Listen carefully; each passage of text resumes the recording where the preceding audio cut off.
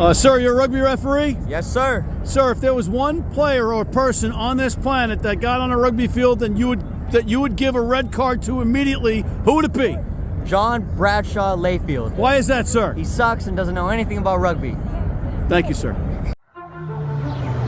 This is the Rugby Odds, where an unlikely pundit panel of a wordsmith, a WWE legend, a rugby star, and a supermodel scour the globe, seeking best bets and bad behavior. Are you not entertained?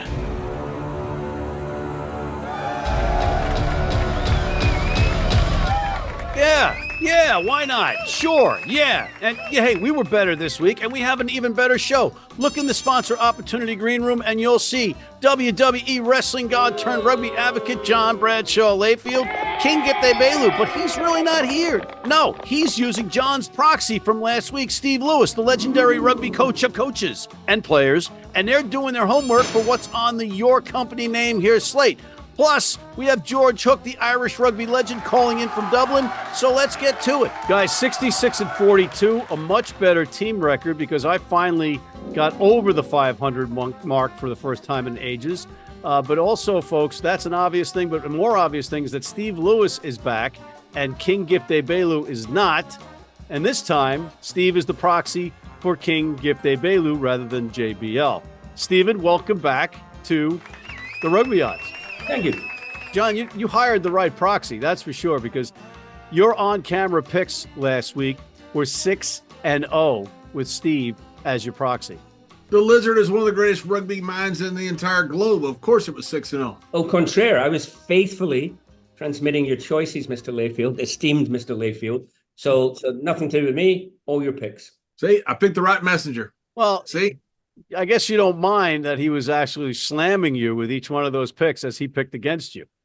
He has Mr. Lewis has his own opinion, and he should have his own opinion. It's what's great about this world. You Luddite. He called you a couple of times on camera. You okay with that? Wind the tape.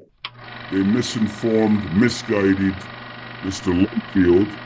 The bath water's going to be too hot. Okay, let's move along. We had a big, busy weekend in rugby last weekend, global rugby. Steve, anything that caught your eye in particular? Well, out of the ordinary, probably the sevens, right? So it was the last leg of the World Seven Series in Madrid. What made it interesting this year was a different format whereby there was a lot more jeopardy. So basically, the US were down in this relegation battle, 4 teams down, 4 teams challenger, and it came down to one game. So They beat Samoa, so they retain their place on the World Series for next year, which is absolutely critical for the sport in this country. So that was decisive. Women had a decent weekend, and the fact that Antoine Dupont, who's probably everyone's favorite player of the World Rugby Player of the Year, won an award at the Sevens. He's the Sevens Rookie of the Year. Is that absurd? It is absurd. It's absurd. He's the Rookie of the Year on the World Seven circuit. He was there for what, 2 weeks? I think it's a little condescending. It's a little insulting, actually. And taken away from some other, some young guy or might have had And also explain the new format and why it's like a baseball analogy of like, you don't get 3 strikes, you get 1. The format was on your pool play, 2 pools of 4. You play that. All that does is arrange the seeding for the sudden death play. So you could be 0-3 on the first day, as is we're Canada. Yet if you won that one game, that 14 minutes, you're a full-time professional program next year, and 25 people have jobs. If you lose it, you're out. 25 people don't have jobs. That was the jeopardy that a lot of people didn't quite understand we were in. Yeah, and again, do you agree with this new format, the change in the format? No, it's a nonsense. It rewards. In sevens, which in particular, where you have a couple of mistakes can really hurt you. Referee mistake, 1 yellow card, 1 missed tackle. So it really, it put a whole year's work into 14 minutes. So it wasn't the best team over the season. It wasn't the best team over the weekend. It was how you were that first game on Sunday morning for 14 minutes. So yeah. I think it's farcical. Yeah, and a big few for Americans because they did it. They did what they had to do. You can see Mike Friday in that interview. You can see the relief in his face, and now it's on to the next job. John, what did you notice? I noticed how bad America is. America's going backwards in rugby. 2018, we were 13th in the world in rugby. Now we're hoping that when you had this interview last week with the World Rugby CEO, his goal for American rugby was for America to qualify for the World Cup. Not be in the top 8, not be in the top 10, not win, be in the World Cup. I mean, we've gone completely backward. Rugby has gotten much worse in our country. 2018 is about when we launched the MLR. And go, oh man, we're going to take over. The sleeping giant's going to wake it up. No, it hasn't. Look at the MLR teams this past week. How many of those teams, starting 15s, had black players? You mean African Americans? That's right. American blacks on the team. You got Pacific Islanders, and I think that's wonderful. But that Pacific Islanders have a culture of playing rugby. That's not growing the game. Having a team that looks like your country club pickleball team, that's not growing the game. That looks like 1925 baseball in America. We need Kennesaw Mountain Landis to be the commissioner of MLR. Look, I think it's just that's one of the reasons we have this growing the game. That's absolute bull. There may be some teams that are doing it, and I don't want to paint a broad brush on all of MLR. I just see the results of what's going on. And when I see black players that are not even represented in a game starting 15 on either side, I think that's could be the problem that we have with American rugby right now. You know, Memphis Inner City Rugby, I'm all for rugby. I spend my own money on rugby. I invest in it. I give money to charities that support it. I start up charities. But that's not growing the game, what MLR is doing. What Memphis Inner City Rugby is doing, that's growing the game. I mean, it's just very disappointing to see. And you see it in America's rugby that we're just hoping we can make the World Cup now. It's gone significantly downhill in the past 6 years. Stephen, there's nobody better equipped to speak to this than you. What is your opinion about what John just said?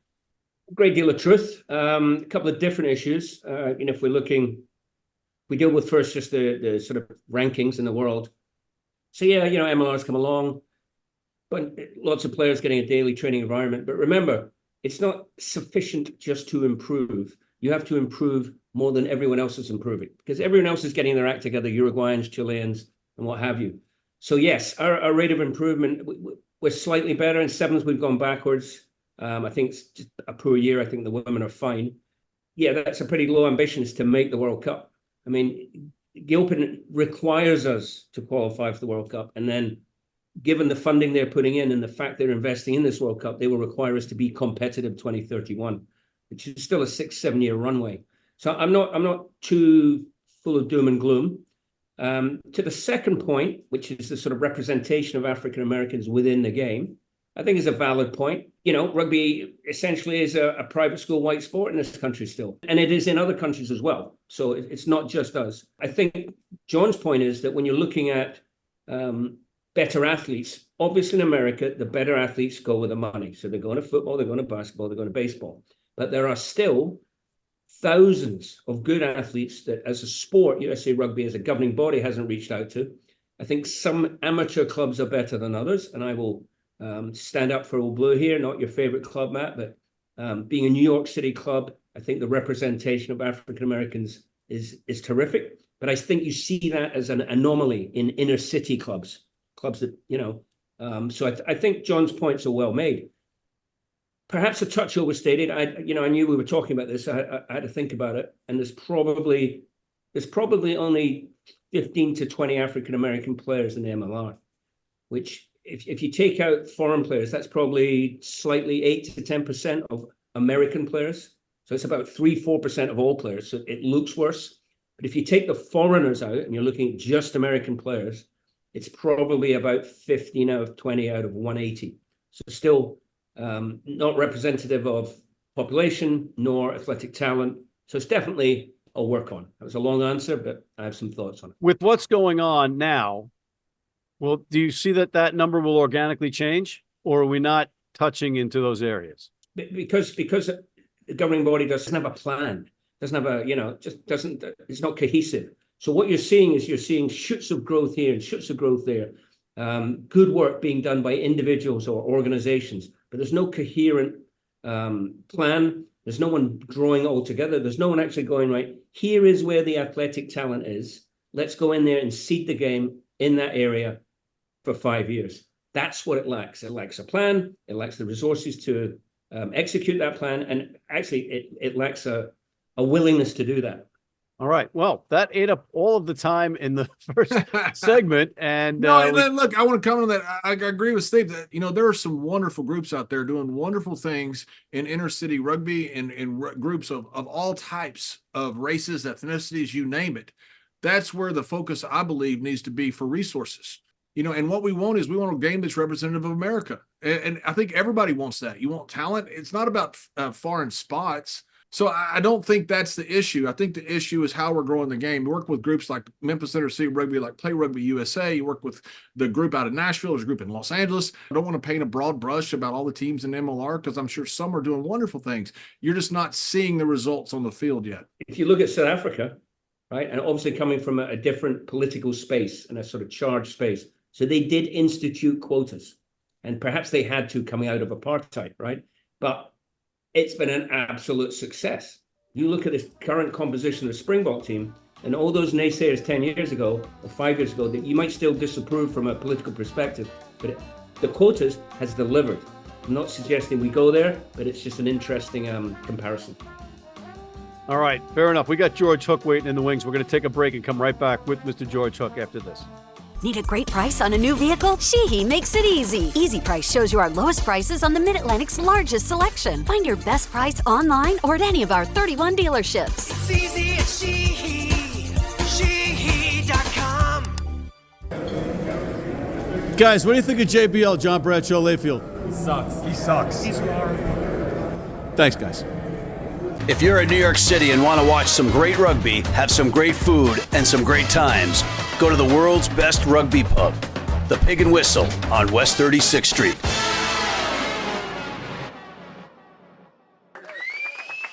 And we're back, and once again, we have the pleasure of welcoming in Mr. George Hook, the Irish rugby legend. George, welcome back to the Rugby Odds once again. George Hook, everybody. George Hook. All right, George Yes. Hook, George Hook. George Yes, Hook. yes. George, yeah. George, Premiership had their final. What was your takeaway? Before we get to that, I wish I'd met John Layfield 30 years ago when I was suffering from a lack of self-esteem. Listening to him cheers me up no end.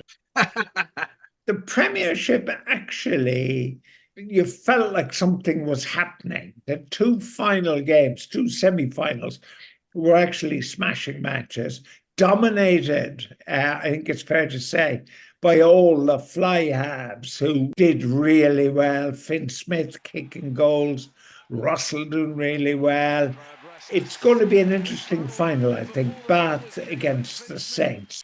English rugby doesn't excite me, but I think that match just might. And it's going to tell us a lot about where the next English fly half is going to come from. That'll be my thoughts on that. With Owen Farrell departing, it was a perfect opportunity for Ford stand up front and center, but Steve's boy, Finn Russell, won that battle.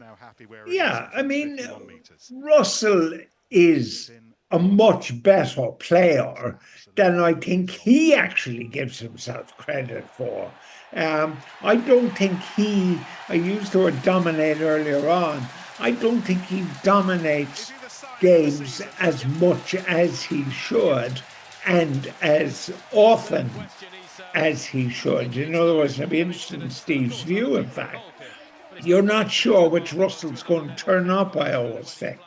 Stephen, what is your take as a true Scotsman? Yeah, I think actually a couple of weeks ago, George made some very good points about, the increasing relevance of scrum halves as opposed to fly halves. But still, it's the pivotal position. That head-to-head match between Russell and Ford. I think the Ford versus, Ford Smith is for the England gig, and I think Smith is the coming man. To George's point about Russell, though, as a Scotsman, and as a Glasgow fan in particular, where he developed, he has come on, obviously leaps and bounds, and he has approached that complete game, but never quite done it. There's almost an element with Finn Russell. He's a cheeky chappy, we call him in Scotland, right? He always likes to show off a wee bit. Sometimes he pushes it to the edge a wee bit. I am hoping that in not the twilight of his career, but the sort of latter years now, the next maybe 2, 3, 4 years, we'll see the complete article whereby, like Sexton in his latter years, he actually dominates games. So I think he puts it all together. He's got some maturity, leadership. He's always had the skills. I don't think it's about self-belief. As I said, he's a bit of a cocky guy. No problem there. It's something that we approve of up north of the border. But yeah, hoping the best is yet to come from him, and that will translate into Scottish performances. George, we've got the final. Northampton, 4.5-point favorites over Bath.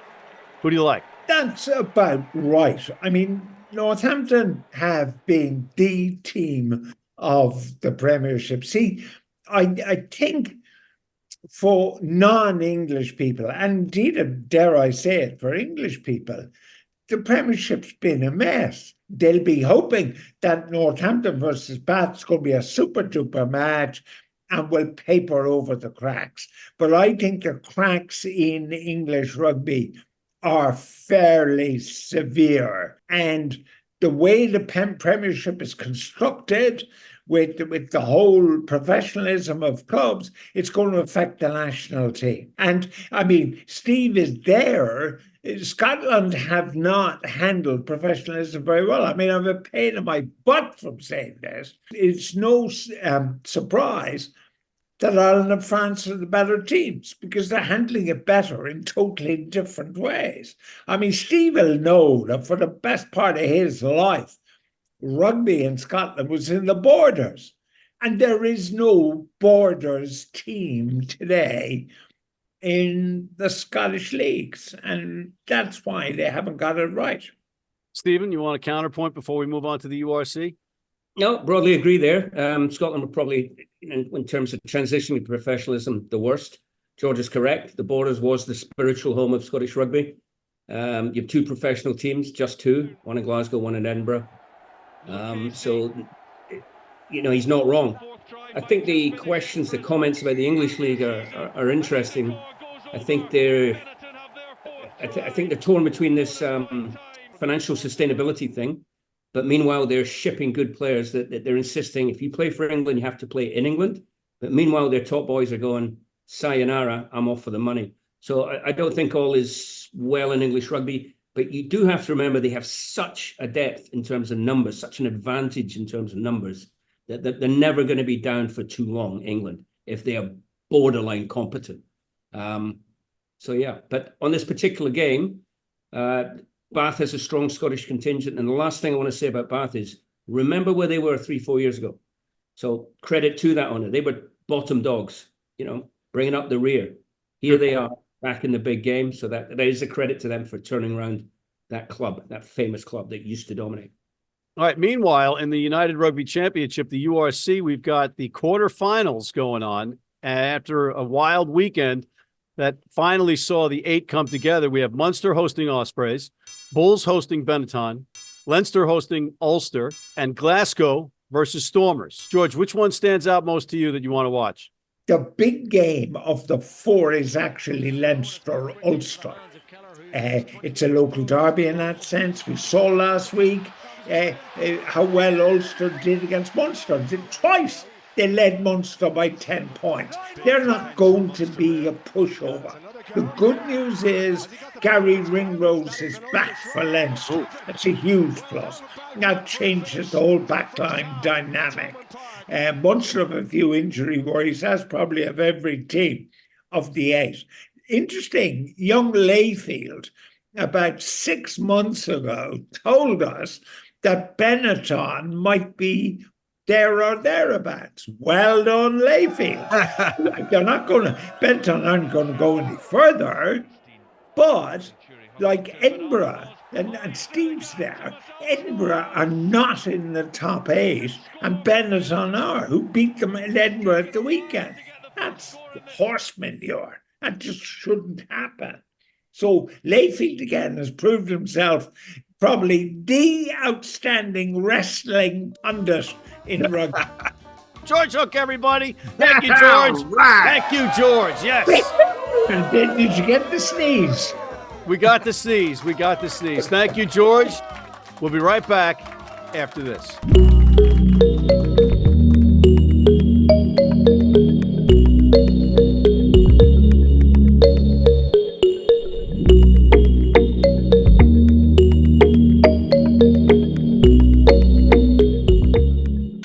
cleats? You need them tomorrow? If you order today by 3 p.m. New York time or noon LA time, they can have them to you tomorrow. Young, old, male, female, if you're playing on turf, if you're playing on grass, if you're playing in the rain, you're playing in the heat, they've got you covered. RugbyNow.com. Go there now. And we're back with JBL, the WWE god, Steve Lewis, the legendary rugby coach and proxy for Gift Egbelu. Gentlemen, we got a lot to get in a short period of time, so let's get right to it. We've got the Premiership final. John, who do you like? Give me Northampton. They've been the class of the league all year long. I think they've closed it out this weekend. Stephen, before we get to your pick, what is your Lord Gift's pick? So I'm his proxy, right? So I can make up words and stuff. Yeah. Make up history, make up words, make up everything. Oh, wow. I'm taking comparisons. Oh, that's right. I'm paying attention. I'm going to take Bath, as he would say, Bath. And what about you, Steve? I would like to take Bath because of the Scottish contingent, but I'm probably going to go with the esteemed Mr. Layfield here and go Northampton. I think this is their year. I was wondering if you were going to go with heart or head. And although I like both of these teams. Well, you don't need to go with your head, Matt. Have you seen what it looks like? I mean, you got like a potato head. While you're firing your barber, fire your tailor as well. I don't know about that shirt, the haircut, or the jacket. All right, they're both muted, folks. I'm going to go with Northampton as my pick. I like both teams. Unfortunately, I'm going to have to make their mics live again as we go into the URC quarterfinals. John, who do you like in the URC? That suit come with batteries? You lose a bet? I mean, seriously, that is freaking horrible. Does it have a long extension cord? Or Don Cherry, Hockey Night in Canada jacket. And it was stupid. He should never have done it. And a 2-2 tie with the referee standing there even made it worse. That shows you his mentality. I agree with George Hook. Benetton shot their wad last week. I think they did everything they could to get into the final eight. And yeah, I said they shot their wad. That's exactly what I just said. So I think they're done. I think they're ready for a cigarette. I think they're ready to watch a little TV, and I think they're ready for maybe a beer and go to bed. So I think that's what they're going to do this week. And I don't think Benetton, I don't think they have a really realistic expectation of thinking they're going to win down in South Africa. So give me the Bulls. Wow. I mean, you not only did you double down, you triple down, you quadruple down, and then whatever the fifth thing is. Steve, what do you like? I got to go with Glasgow. 24 games in a row they've won there. They sputtered and really didn't get out the starting gate last week. A very poor performance, scrappy performance against Zebre. You shouldn't have to have a scrappy performance against Zebre if you're that much better. I agree. That is why I'm prefacing my comments by saying they had a scrappy performance against Zebre. Anyway, they're playing Stormers at home. It'll be the tightest of the quarterfinals. I think the odds are about right. But Glasgow should still edge it, given the Caledonian climatic conditions and the Fortress Scotstoun is a fortress. All right, what about Gift? He, I believe, is going the other way. So he's going for the Stormers. He believes that they play an entirely vulvalicious style of rugby, and that's what he's going with, and that's a gift word. That is a gift word. I can't believe you guys are missing out on Munster. To me, that's easy money. That's the low-hanging fruit. It's 13.5 points versus Ospreys, who should be commended for squeaking in, but Munster should absolutely roll them. Anyway. This is a betting show? Yeah, it's a betting show. How you doing, Gift? We're going to go to the MLR before we take our break, and we've got some very interesting matchups there. John, who do you like? Utah is so hard, schizophrenic almost, the way they play. It all depends on Lasecki being healthy. It depends on their backs, but they have been hit and miss all year long. So it's hard betting against them or for them, but it's not betting on Seattle at home. Seattle at home has been a tough Starfire is a place that is really tough to go to and win. Give me Seattle at home. Stephen. Well, on behalf of Mr. Egbelu, he's taken NOLA and a five-point spread against Miami, so NOLA away. I, on the other hand, I'm going to go out there. Anthem at San Diego against an unconvincing San Diego, who essentially Dad's Army, who failed to produce this year. Certainly not bang for the buck, if you ask me. They've relied on 4 or 5 now, last 10 minutes getting out of jail. I don't think the luck will hold again. I think Anthem, it's been a long, hard season. I feel they got one result in them, and I'm just not convinced about San Diego. Are you saying they're going to win the game? Cover the spread. It's a gambling show, Matt. It's actually a gambling show. Oh, okay. All right. I'm going with New England on the road versus DC. New England covering the 6 points to avenge their loss in Quincy earlier in the season. All right, let's take a quick break and come back with the Super Rugby quarterfinals after this. From New York City comes America's longest running and most popular rugby show. The biggest names in Major League Rugby, MLR highlights, and big match previews. Rugby Wrap-Up presents MLR Weekly, made in New York City. Hey, U.S. fans, you can tune into every match live on Flow Rugby. How do we know that? Because we're on there all the time. All right, let's move down under. Let's go to the Super Rugby quarterfinals. John. Give me the Chiefs. -9.5 versus the Reds. Steven. Brewer. They're getting 25.5 from the Blues. Exactly. Okay. All right. And what about King Gift Egbelu?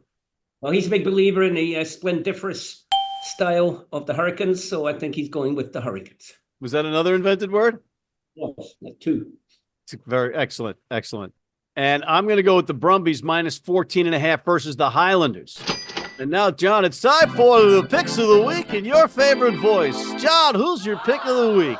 You're the most punchable face and voice in the world. You actually are. That right there, that face right there. Give me Dallas to win at home against Chicago. Chicago has been great, but except they've lost the last 3 games.